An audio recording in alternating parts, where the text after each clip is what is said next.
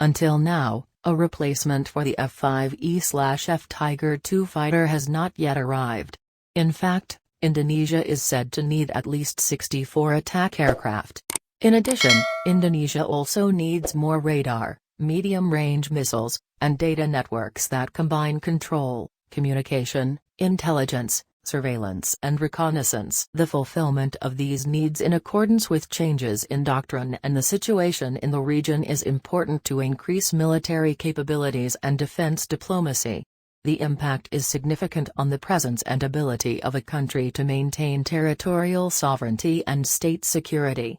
Moreover, currently and in the future military conflicts will involve more and more complex defense equipment, which is difficult to anticipate because it combines speed, accuracy, stealth, and artificial intelligence. The nature of war is becoming faster, the country is more vulnerable to preemptive attacks and demands the development of mobile and effective forces. To answer this challenge, it is necessary to build an integrated defense system, both to detect, identify, intercept, or incapacitate opponents.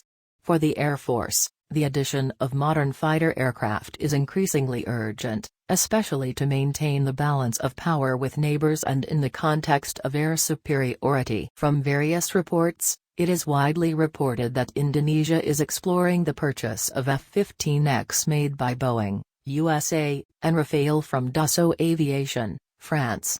Indonesia has also entered into a contract with Russia for the procurement of the Su-35. However, there is also another manufacturer from the U.S., namely Lockheed Martin, which consistently offers the F-16 Viper.